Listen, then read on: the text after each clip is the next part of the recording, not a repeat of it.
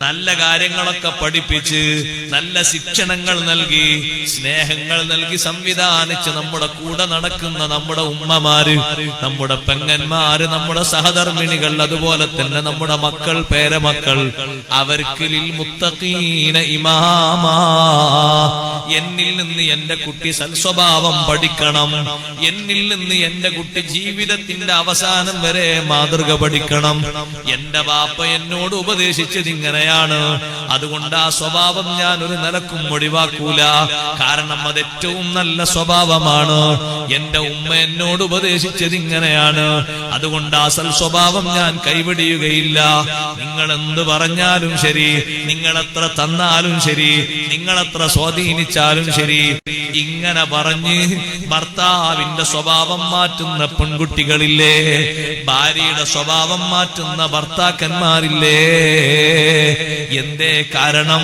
അത് ബാപ്പയിൽ നിന്ന്, ഉമ്മയിൽ നിന്ന് പകർന്നെടുത്ത സ്വഭാവമാണ്.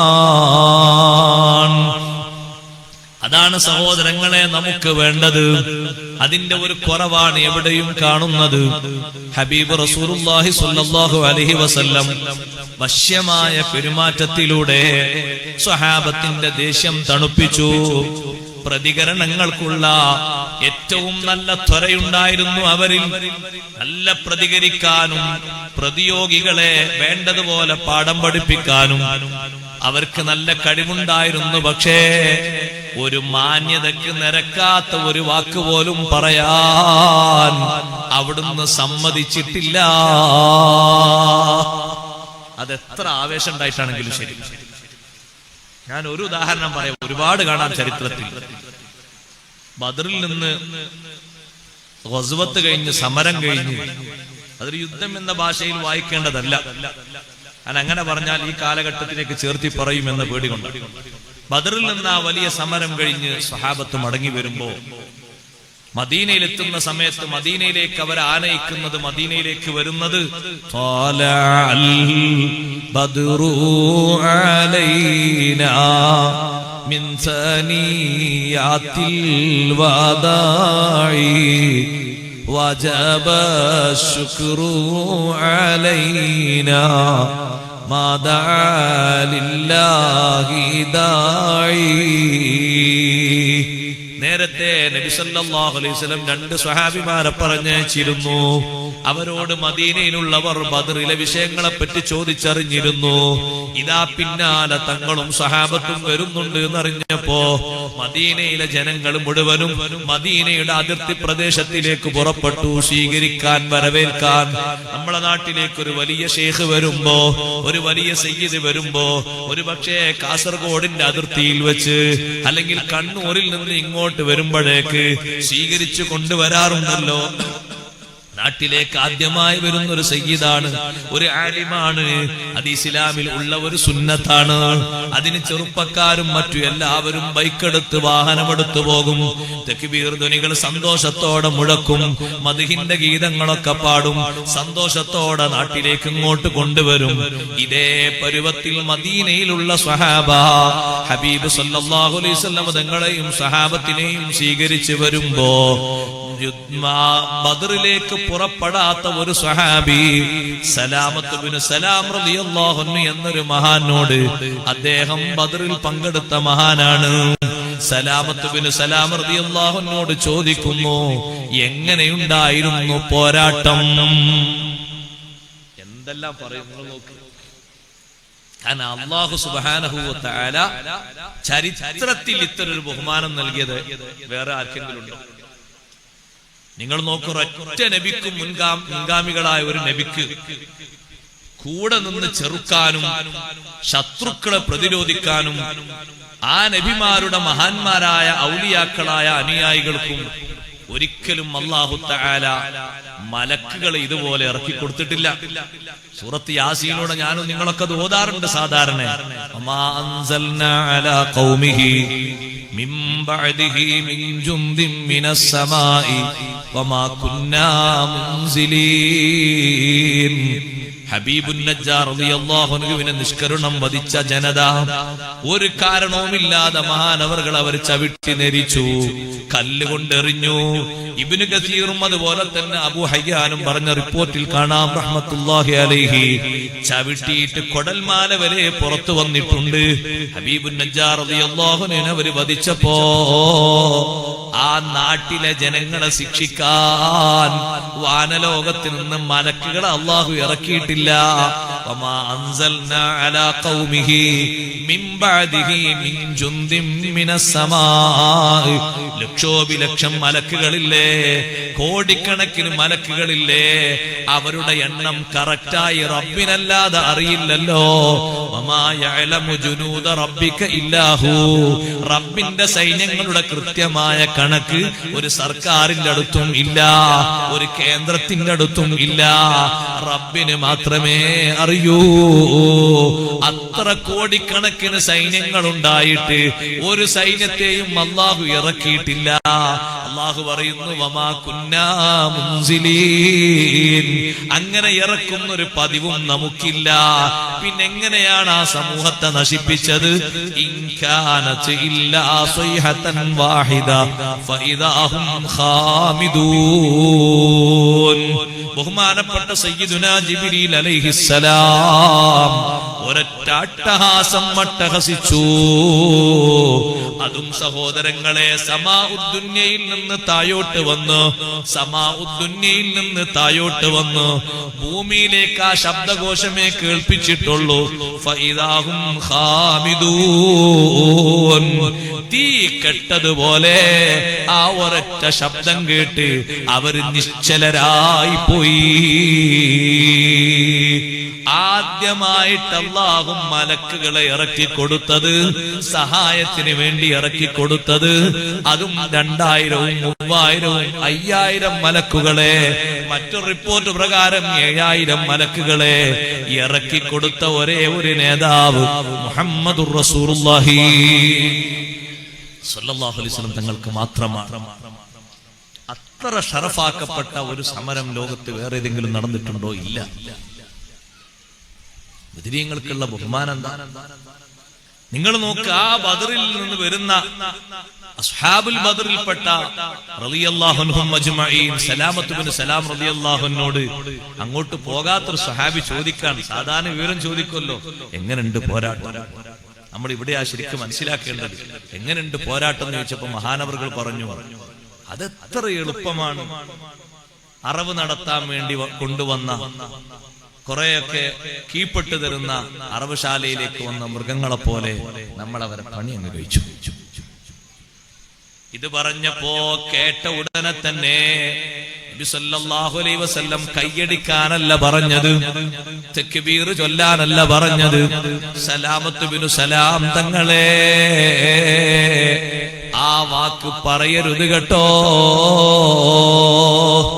നിങ്ങൾക്കവര് പ്രതിയോഗികളാണെങ്കിലും മക്കക്കാർക്കവര് ജനനേതാക്കളല്ലേ, നായകന്മാരല്ലേ. മാന്യത വിട്ട് സംസാരിച്ചുകൂടാ. ഉടനെ ആ സ്വഹാബി വര്യൻ വന്നിട്ട് പറഞ്ഞു, ഇസ്തഗ്ഫിർലി യാ റസൂലല്ലാഹ്, റസൂലേ എനിക്ക് മാപ്പ് തരണം, ഇനി മേലാൽ ഞാൻ അങ്ങനെ പറയില്ല. 2, 3 പ്രാവശ്യം നബി സല്ലല്ലാഹു അലൈഹി വസല്ലം പറഞ്ഞു, അങ്ങനെ പറയരുത്, അങ്ങനെ പറയരുത്. ആ സ്വഹാബി വര്യൻ പറഞ്ഞു, ആഗ്രഹിച്ചു, പടച്ചോനെ ബദർ കഴിഞ്ഞിട്ട് ഇസ്ലാമിലേക്ക് വന്നാൽ മതിയായിരുന്നു. നിങ്ങൾ നോക്കൂ ഒരു പെരുമാറ്റത്തിന്റെ മഹിമ. നമ്മുടെ നാട്ടിലെ നമ്മളെ സ്വീകരിക്കാത്ത, നമ്മളെ ഉൾക്കൊള്ളാത്ത ഒരാളാണെങ്കിലും മാന്യത വിട്ടൊരു വാക്ക് പറയാൻ പാടില്ല. ഇസ്ലാം പഠിപ്പിക്കുന്ന പെരുമാറ്റത്തിന്റെ ഭംഗിയാണ്. അതെവിടെ സഹോദരങ്ങളെ എന്നുള്ളത്? പിന്നെ ആരാ സ്വീകരിക്കുക? പിന്നെ ആരാ നമ്മളെ ഫോളോ ചെയ്യുക? പിന്നെ ആരാണ് നമ്മളെ കണ്ടിട്ട് ഒരു ചെറിയ മഹത്വമെങ്കിലും അവരെ ഖൽബിൽ തോന്നുക? സലാമത്ത് ബിൻ സലാം റളിയല്ലാഹു അൻഹു ബദരീങ്ങളിൽപ്പെട്ട മഹാനാണ്. പക്ഷേ ഈ ഒരു പ്രയോഗം കുറച്ച് കടന്ന പ്രയോഗമായതുകൊണ്ട് നബി സല്ലല്ലാഹു അലൈഹി വസല്ലം പറഞ്ഞു, അങ്ങനെ പറയരുത്. നിങ്ങൾക്ക് ഈ ശൈലിയും ഈ ഭാഷയും എവിടുന്ന് കിട്ടിയതാണ്? അങ്ങനെ പറയാൻ പാടില്ല. അല്ലാഹു തആല നൽകിയ എളുപ്പത്തെ പറ്റിയാണ് പറഞ്ഞത്. കീഴ്പ്പെടുത്താൻ പറ്റാത്ത വലിയ വമ്പന്മാരായിരുന്ന അബൂജഹലും ഉത്ബത്തും ഷൈബത്തും ഉഖ്ബത്തും ഒക്കെ അവരെല്ലാവരും കീഴ്പ്പെട്ടു പോയെങ്കിലും ഇങ്ങനെ പറയാൻ പാടില്ല. അത് അതിന്റെ ഭാഷയിലേ പറയാവൂ. മഹാനവർകൾ ഇസ്തിഗ്ഫാർ ചോദിക്കുന്നു. നബി സല്ലല്ലാഹു അലൈഹി വസല്ലം തങ്ങൾ അല്ലാഹുവിനോട് ഇസ്തിഗ്ഫാർ ചോദിക്കുന്നു. അതേ പുറത്തു കൊടുക്കുന്നു. ഇനി മേലാൽ ഞാൻ അങ്ങനത്തൊരു വാക്ക് പറയില്ല. നിങ്ങളെ സംസാരങ്ങളിൽ നിന്ന് പലപ്പോഴും ഞാൻ ഇങ്ങനെ ശ്രദ്ധിച്ചിട്ടുണ്ട്, അങ്ങനെ വരരുത്. സഹോദരങ്ങളെ, ആവേശം മൂത്തിട്ടാണെങ്കിലും അങ്ങനെ സംഭവിക്കാൻ പാടില്ല. അങ്ങനെയല്ലേ ചിലപ്പോഴൊക്കെ അക്രമങ്ങൾ ഉണ്ടാകുന്നത്.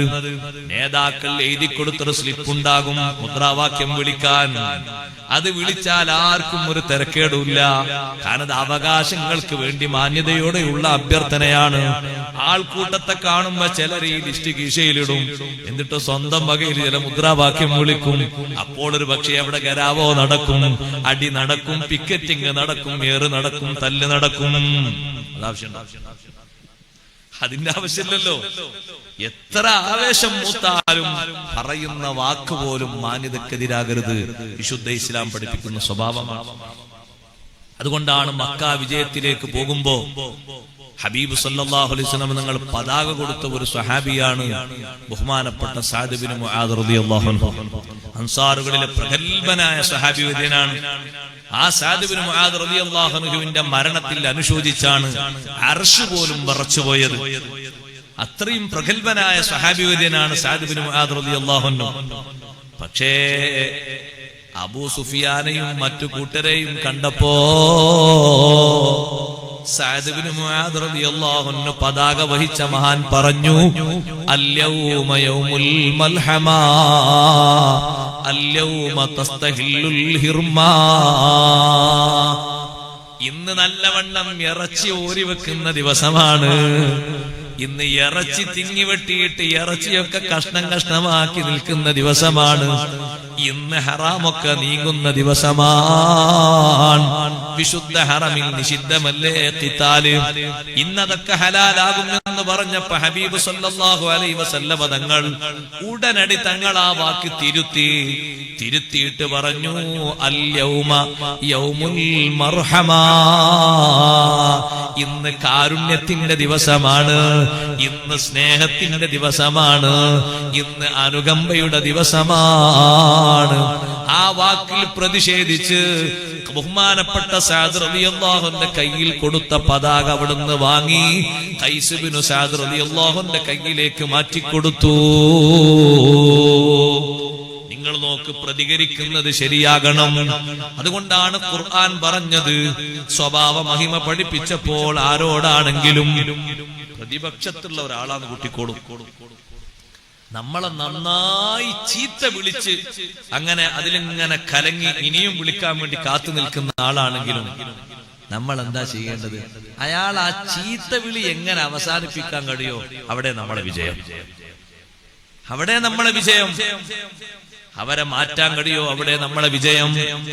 നിങ്ങൾ ആലോചിച്ചു നോക്കൂ. ബഹുമാനപ്പെട്ട ഇമാമുൽ ആലം അബൂ ഹനീഫത്തുൽ കൂഫി റളിയല്ലാഹു തആല അൻഹു പള്ളിയിൽ ഖുർആൻ ഓതിക്കൊണ്ടിരിക്കുമ്പോ അടുത്ത് വന്നിരുന്നിട്ട് ഒരാൾ ചീത്ത വിളിക്കുകയാണ്. സുബ്ഹാനല്ലാഹ്, വിളി കേട്ടാൽ പെട്ടെന്ന് തന്നെ പ്രതികരിച്ച് അടി കൊടുക്കും. ചെറിയ വിളിയൊന്നല്ല വിളിക്കുന്നത്, യാ ദജ്ജാലൂന്ന് വിളിക്കുന്നുണ്ട്, യാ മുബ്തദിഊന്ന് വിളിക്കുന്നുണ്ട്. ബഹുമാനപ്പെട്ടവരിൽ എന്തെങ്കിലും വിദേഹത്തിന്റെ ശാഖ അരിച്ചവർക്ക് നോക്കിയാൽ കാണാൻ പറ്റുമോ? ഇല്ല. സുന്നത്തിന് വേണ്ടി അത്രയും നിലകൊണ്ട മഹാനാണ് ഇമാമുൽ ആലം തങ്ങളെയാണ് ഈ വിളിക്കുന്നത്. വിളിച്ച് മഹാനവർകൾ ഒന്നും പ്രതികരിക്കുന്നില്ല. പിന്നെ പള്ളിയിൽ നിന്ന് പുറത്തിറങ്ങിയപ്പോൾ ഇയാളും പിന്നാലെ കൂടി. ഇമാമുൽ ആലം അബൂ ഹനീഫ തങ്ങളെ പിന്നാലെ വിളിച്ചങ്ങനെ പോവുകയാണ്. അങ്ങനെ ചീത്ത വിളിച്ച് വീട്ടിന്റെ അടുത്തെത്തിയപ്പോ മഹാനവറുകൾ പറഞ്ഞു, സുഹൃത്തേ, എനിക്ക് വീട്ടിന്റെ ഉള്ളിലേക്ക് കയറണം.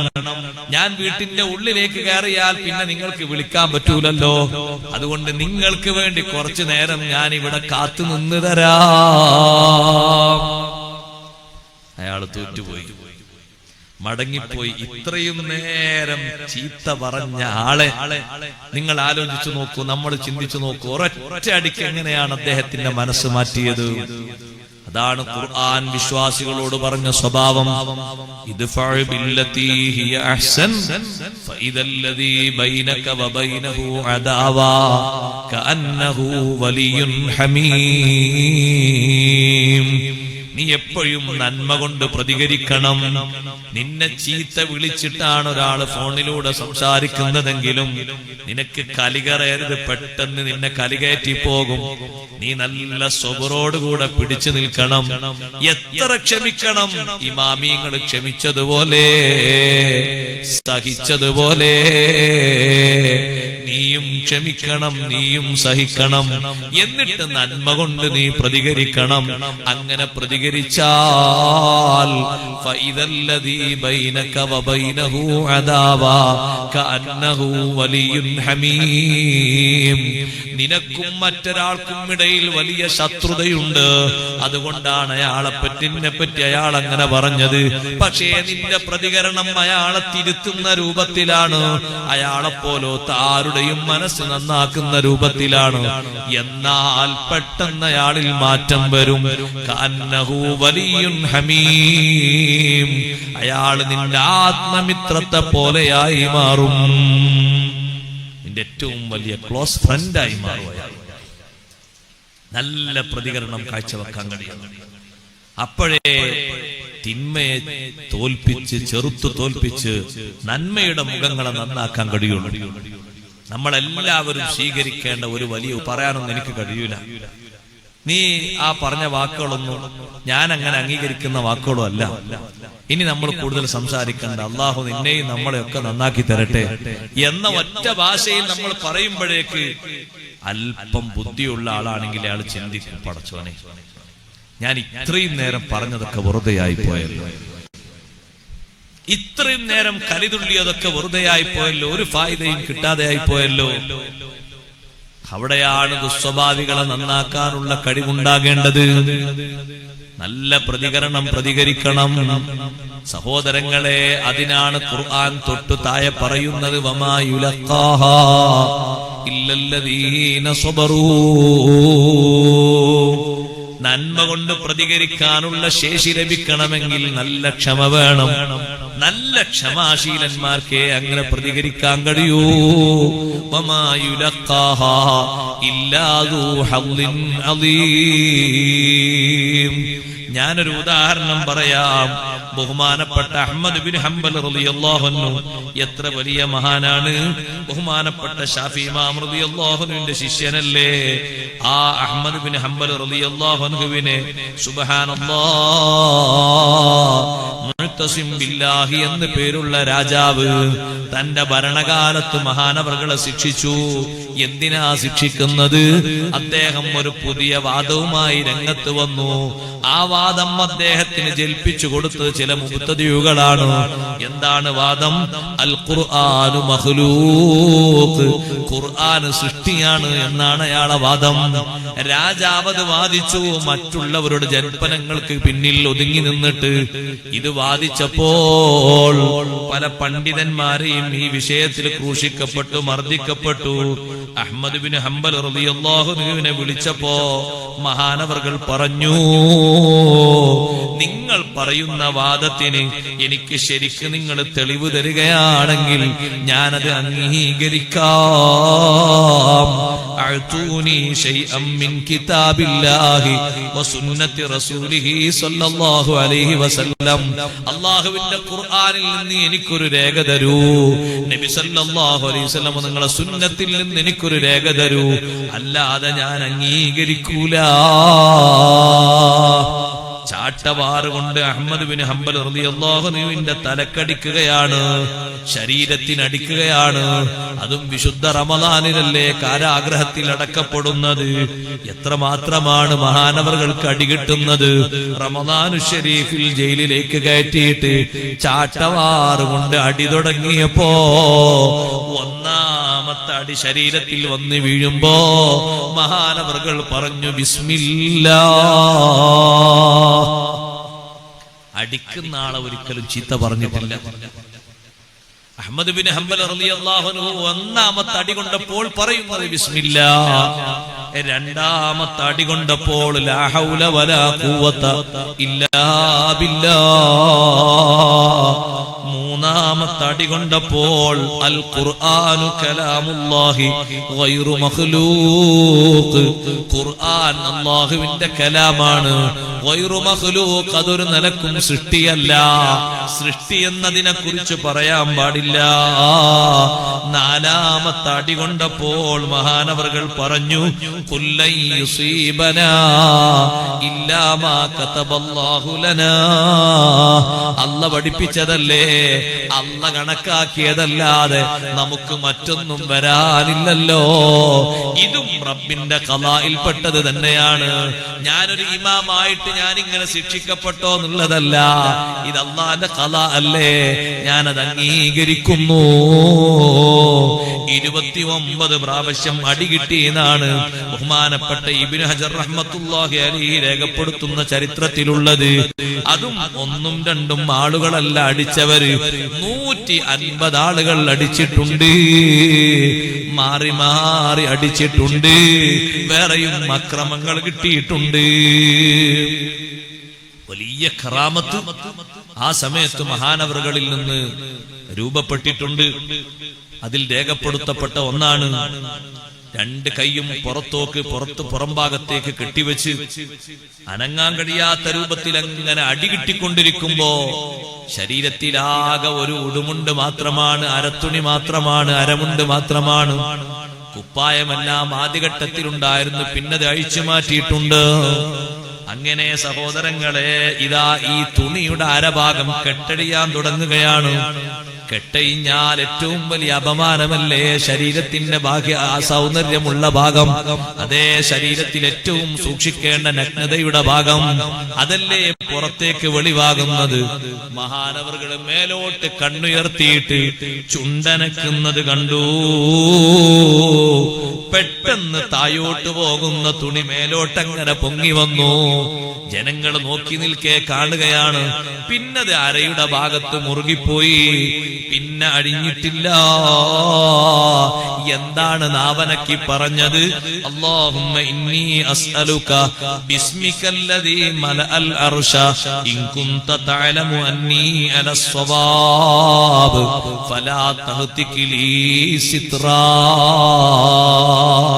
റബ്ബേ, അർശിനെ മുഴുവനും നിന്റെ നാമം കൊണ്ട് നീ നിറച്ചിട്ടുണ്ടല്ലോ. ആ നാമം കൊണ്ട് ഞാൻ നിന്നോട് ചോദിക്കട്ടെ, നിന്റെ ഇസ്മ കൊണ്ട് ചോദിക്കട്ടെ, ഞാൻ സത്യപ്പാന്താവിലാണ്, സത്യമാർഗത്തിലാണെന്ന് നീ മനസ്സിലാക്കുന്നുണ്ടല്ലോ, നീ അറിയുന്നുണ്ടല്ലോ. അതുകൊണ്ട് എന്റെ മറ നീ പൊളിക്കരുത് അല്ലാ, എന്റെ അഭിമാനത്തിന് ക്ഷയം വരുത്തരുത് അല്ലാ. പിന്നെ ആരും തുണി എടുത്തു കൊടുക്കേണ്ടി വന്നിട്ടില്ല. മഹാനവറുകളുടെ സ്വഭാവം നോക്കി, ഓരോ അടി കിട്ടുന്ന സമയത്തും മഹാനവറുകൾ പറയുന്നത്, മഹാനവറുകൾ ചിന്തിക്കുന്നത്, എന്നെ അടിക്കാൻ വേണ്ടി ഉത്തരവിട്ട രാജാവിനെ ഞാൻ കുറ്റത്തിൽ നിന്ന് ഒഴിവാക്കി. പിന്നെ ശ്രീലാളിതനായിട്ടാണ് മഹാനവറുകൾ ജയിലിൽ നിന്ന് പുറത്തു വന്നത്. അടുത്ത ഭരണം ഭരിച്ച മുത്തവക്കിൽ ബില്ലാഹി എന്ന രാജാവ് മഹാനവറുകളുടെ വാദം മരക്കിട്ടുറപ്പിക്കുകയും അത് തന്നെയാണ് അഹ്ലുസുന്നയുടെ വാദമെന്നും മുസ്ലിങ്ങൾ സ്വീകരിക്കേണ്ടതും അൽ ഖുർആനു കലാമുല്ലാഹി ഗൈറു മഖ്ലൂഖ്, ഖുർആൻ അല്ലാഹുവിന്റെ കലാമാണ്, സൃഷ്ടിയല്ല. അപ്പൊ അടിച്ച ആളുകൾക്കൊക്കെ നിങ്ങൾ അഫൂ ചെയ്തു കൊടുത്തോന്ന് വെച്ചപ്പോ മഹാനവറുകൾ നോക്ക്, നിങ്ങൾ നിരപരാധിയായിട്ടല്ലേ പീഡിപ്പിക്കപ്പെട്ടത്, എന്നിട്ടും സ്വഭാവം നോക്ക് നിങ്ങൾ. മഹാനവറുകൾ പറഞ്ഞു, ഞാൻ എല്ലാവർക്കും പൊരുത്തപ്പെട്ടു. ഒരു ടീമിനൊഴികെ ഇല്ല അഹ്ലൽ ബിദ്അഹ്, ബിദ്അത്തുകാർക്ക് അവർക്ക് പൊരുത്തപ്പെട്ടു കൊടുക്കാൻ പറ്റൂല. അവർക്ക് പൊരുത്തപ്പെട്ടു കൊടുക്കണമെങ്കിൽ അവർ നന്നായി വരട്ടെ, വിദേഹത്തൊക്കെ ഒഴിവാക്കി നന്നാക്കി വരട്ടെ, എന്നാ പൊരുത്തപ്പെട്ടു. ആ ലക്ഷ്യത്തിലാണ് ബഹിഷ്കരണം പല രൂപത്തിലും ഇസ്ലാമിലുണ്ടല്ലോ. അവരെ ഇകഴ്ത്താനല്ല, അവര് നന്നായി വരാൻ വേണ്ടിയിട്ടാണ്. നമ്മളോട് സലാം പറയണ്ട എന്ന് പറഞ്ഞത് അവരെ കാണുമ്പോ 2 കുത്തു കൊടുക്കാനല്ല. പിന്നെയോ, എന്നോട് സലാം പറയുന്നതിന് എനിക്ക് തടസ്സമുള്ളത് ഈ ഒരു കേടല്ലേ, ഞാൻ നന്നായി വരട്ടെ എന്ന് മനസ്സിലാക്കാൻ വേണ്ടിയാണ്. അതുകൊണ്ട് അവരെ കാണുമ്പോ സലാം പറഞ്ഞാൽ തോന്നിയ ദിവസം വിളിക്കാൻ പറ്റൂല, അടിക്കാൻ പറ്റൂല, തെറി പറയാൻ പറ്റൂല, ഒന്നും ചെയ്യാൻ പറ്റൂല, മാന്യതയ്ക്ക് നിരക്കാത്തൊന്നും ചെയ്യാൻ പറ്റൂല. സഹോദരങ്ങളെ, വിദേഹത്തുകാർക്ക് പുറത്തു കൊടുക്കാത്തതും ഈ ഒരു അവസ്ഥയിലാണ്. മുഅ്തസിം ബില്ലാഹി എന്ന രാജാവിന് പൊരുത്തപ്പെട്ടു കൊടുത്തോ? ഓ, പൊരുത്തപ്പെട്ടു കൊടുത്തു. എന്തേ ഉസ്താദേ നിങ്ങൾ പൊരുത്തപ്പെട്ടു കൊടുക്കാൻ കാരണം? അതിന് കേൾക്കുന്ന മറുപടി എന്താണെന്നറിയോ? മഹാനവറുകൾ പറഞ്ഞു, കരിഹിതു അൻ യുഖാല യൗമൽ ഖിയാമ ഹാദാ ഗരീമു ഇബ്നു അമ്മി റസൂലില്ലാഹ് സ്വല്ലല്ലാഹു അലൈഹി വസല്ലം. നാളെ ഖിയാമത്ത് നാളിലെത്തുമ്പോ നമ്മളെന്താ പറയാ? നാളെ അവിടുന്ന് കാണിച്ചു തരാന്നല്ലേ പറയാ. ഇവിടുന്ന് കിട്ടാത്ത ഒരാളാണെങ്കിൽ രാജാവൊക്കെ ആവുമ്പോ പ്രതികരിക്കാൻ കഴിയില്ലല്ലോ. നാളെ അവിടുന്ന് പള്ള നിറച്ചു കൊടുക്കാൻ പറയും. അത് ചിലർ വിചാരിക്കും അതന്നെ നല്ല സ്വഭാവം, അവിടുന്ന് ഇങ്ങനെ ഏക്കർ കണക്കിന് വാങ്ങാതെ നല്ല സ്വഭാവം എന്നല്ല. നമ്മള് അവിടത്തേക്കൊക്കെ റെഡിയാക്കി വെച്ചിരിക്കുകയാണല്ലോ. നമുക്കൊക്കെ ഇങ്ങോട്ട് കിട്ടാതെ നമ്മൾ അവിടുന്ന് ഇങ്ങനെ ഒക്കെ വാരാൻ വേണ്ടിട്ട് നമ്മളൊക്കെ ക്ലീനാ, ഫുള്ള് റെഡിയാ. നമ്മളെ വിശ്വാസപ്രകാരം നമ്മളെന്ത് റെഡിയാ? മറ്റുള്ളവരത് വാങ്ങണമെങ്കിൽ ആദ്യം നമ്മൾ റെഡിയാകണ്ടേ? നമുക്കങ്ങനെ കൊടുക്കാനും അങ്ങോട്ടുണ്ടെങ്കിൽ സമാസമാകൂലേ? ചിലപ്പോ നമ്മൾ തന്നെ ഏറാകുക. അങ്ങനെ പറയും മഹാനവറുകൾ പറയുന്നത്, ഖിയാമത്ത് നാളിൽ ഞാനെത്തുമ്പോ ഈ മുഅ്തസിം ബില്ലാഹി എന്ന് പറയുന്ന രാജാവ് നബി തങ്ങളെ കുടുംബക്കാരനാണ്. അല്ലാഹുവിന്റെ ഹബീബിന്റെ കുടുംബത്തിന് ഞാനൊരു കടക്കാരനായി മാറിയിട്ടുണ്ട് എന്നുള്ളത് എനിക്ക് കേൾക്കാൻ പറ്റൂല. സഹോദരങ്ങളെ, നമ്മളെ ഉപദേശിച്ചു ഒരു ആലിമായ മനുഷ്യൻ, നല്ല നിലക്ക് ഉപദേശിച്ചതാണ്. ഒന്ന് കൂട്ടിക്കോളൂ, ഞാനൊരു ഉദാഹരണം പറയാണ്. അല്ലെങ്കിൽ ഒരു സ്വാലിഹായ മനുഷ്യൻ ഉപദേശിച്ചു, ആ ഉപദേശം നമ്മളെ മനസ്സിൽ പിടിച്ചില്ല. നമ്മൾ നന്നാകാനാണ് ഉപദേശിച്ചത്, വൃത്തികെട്ടൊരു വാക്കും പറഞ്ഞിട്ടില്ല. പക്ഷേ നമുക്ക് അയാളോ ദേഷ്യമാണ്, കലിതുണ്ടുകയാണ്. അയാൾ ആരാണ് എന്നെ ഉപദേശിക്കാൻ? അയാൾക്ക് സ്വന്തം മക്കളെ കാര്യം നോക്കിയാ പോരെ, കുടുംബത്തിന്റെ കാര്യം നോക്കിയാ പോരെ? പോരാ, അയാൾ നാട്ടിലെ കാര്യം നോക്കാനാണ് അല്ലാഹു അദ്ദേഹത്തിന് ഇൽമു കൊടുത്തത്. അതിനാണ് ഉസ്താദാക്കിയത്, അതിനാണ് ആലിമാക്കിയത്, അതിനാണ് സയ്യിദാക്കിയത്. ആ ഒരു മേലധികാരം കൊണ്ട് ഉപദേശിച്ചതാണ്, നമ്മളെ നന്മക്ക് ഉപദേശിച്ചതാണ്. പക്ഷേ ആ ഉപദേശത്തിന്റെ പേരിൽ നമ്മൾ തിരിച്ച് അയാളെ കണക്കില്ലാതെ പറഞ്ഞാൽ ഉപദേശിച്ച ഉസ്താദിനോ സയ്യിദിനോ ഒരു കോട്ടവുമില്ല. പറഞ്ഞ നമുക്ക് കോട്ടം സംഭവിച്ചു പോയി, നഷ്ടം സംഭവിച്ചു പോയി. നന്മ ഉപദേശിച്ചതിനല്ലേ ഈ പ്രതികരണം? നിരപരാധിയായിട്ടല്ലേ ശിക്ഷ കിട്ടുന്നത്? എന്നിട്ടും മഹാനവറുകൾ ചിന്തിക്കുന്നത്, എന്നെ അടിക്കാൻ ഉത്തരവിട്ട രാജാവ്, ആ രാജാവിനൊരു സവിശേഷതയുണ്ട്, എനിക്ക് അല്ലാഹു ആ മഹത്വം തന്നിട്ടില്ലല്ലോ. രാജാവ് മുത്തുനബി തങ്ങളെ കുടുംബക്കാരനാണ്.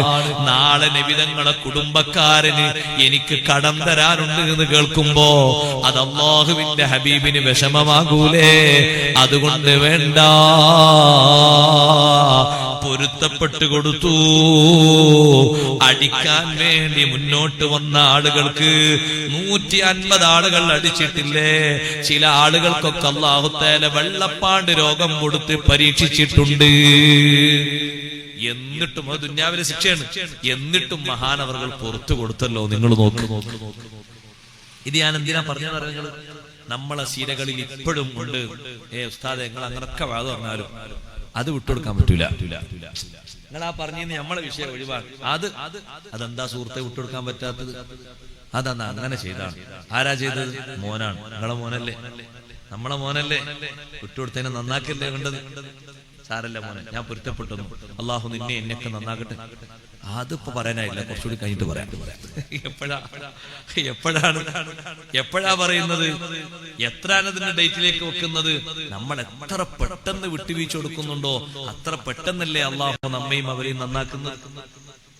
നമ്മൾ എത്ര പെട്ടെന്ന് അഡ്ജസ്റ്റ്മെന്റ് ചെയ്യുന്നുണ്ടോ അത്ര പെട്ടെന്നല്ലേ. ആ വിഷയത്തിലും നമ്മൾ പണം കണ്ട് അതൊക്കെ സ്വാഭാവികമായിട്ട് ഉണ്ടാകുന്നതല്ലേ.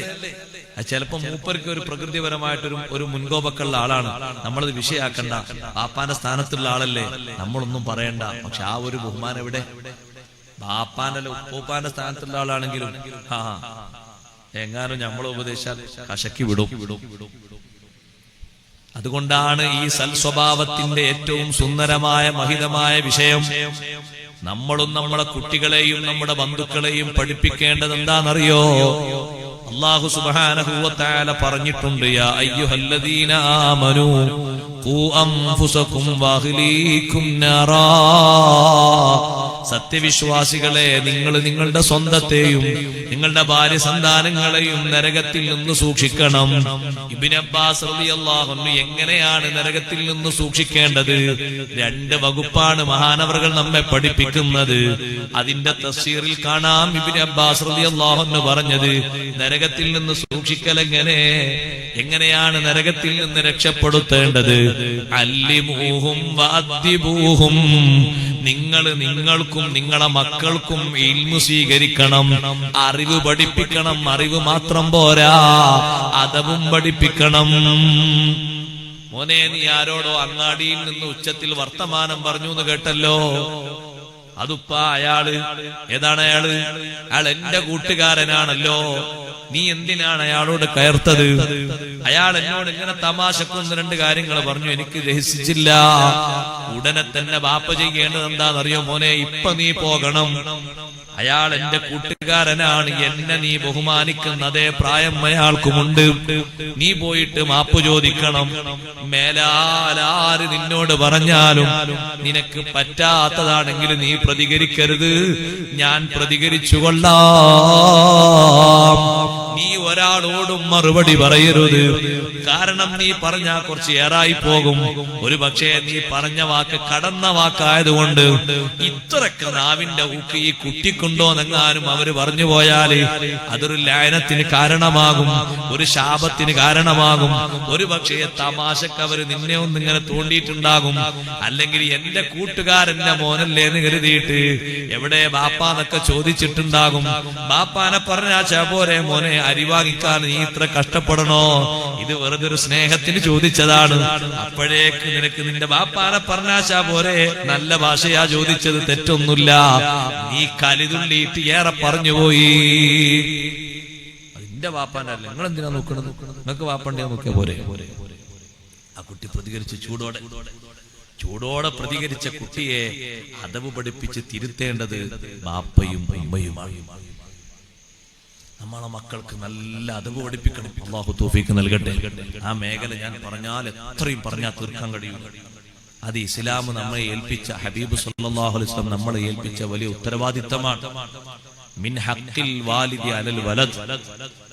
മാതാപിതാക്കൾക്ക് മക്കളുടെ മേലുള്ള ബാധ്യത അയ്യുഹ്സിന ഇസ്മഹു വയുഹ്സിന അദബ. നല്ല പേര് കൊടുക്കണം, നല്ല അദബും പഠിപ്പിക്കണം. അദബ് നമ്മൾ നന്നായി പഠിപ്പിക്കണം. നമ്മൾ പകർത്തി കൊടുക്കണം അദബുകളൊക്കെ. നമ്മിൽ നിന്ന് അവർ കണ്ട് ശീലിക്കണം. മുന്നിൽ പോകുന്ന മകനാണെങ്കിൽ ആ മകന് ബാപ്പ പഠിപ്പിക്കേണ്ടത്, മോനെ എവിടെ വാ, ഞാൻ നിന്റെ ബാപ്പയാണ്, നീ എന്റെ പിറകിലാണ് നടക്കേണ്ടത്, എന്റെ പിറകിൽ വരൂ. ബാപ്പക്ക് കുറച്ച് ആരോഗ്യം കുറവാണെങ്കിലും പഠിപ്പിക്കുന്ന അദബിലൊരു മോശവും വരാൻ പാടില്ല. കുട്ടി അതാ കാലിന്റെ മേൽ കാലും കയറ്റി വെച്ചിരിക്കുന്നു. ബാപ്പയുടെ അനുജൻ വന്നപ്പോഴും കുട്ടി എഴുന്നേറ്റിട്ടില്ല. സത്യത്തിൽ ബാപ്പാനെ പോലെ ബഹുമാനിക്കേണ്ട ആളല്ലേ ബാപ്പയുടെ അനുജൻ. നമ്മളെ മോനല്ലേ എന്ന് കരുതിയിട്ട് മിണ്ടാതിരിക്കരുത്.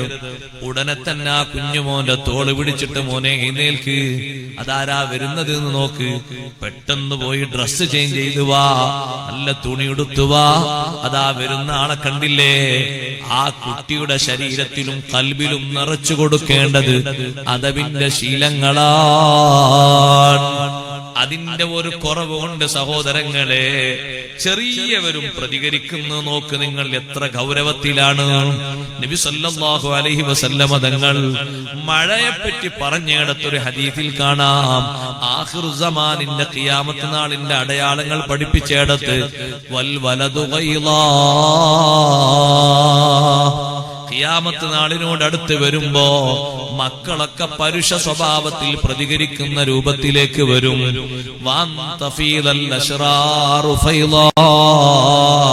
ദുഷ്ടന്മാരും ദുർചിന്തയുള്ളവരും ദുർമാർഗികളും അവര് നാടുനീള സ്വൈരവിഹാരം നടത്തുന്ന സമ്പ്രദായം വരും.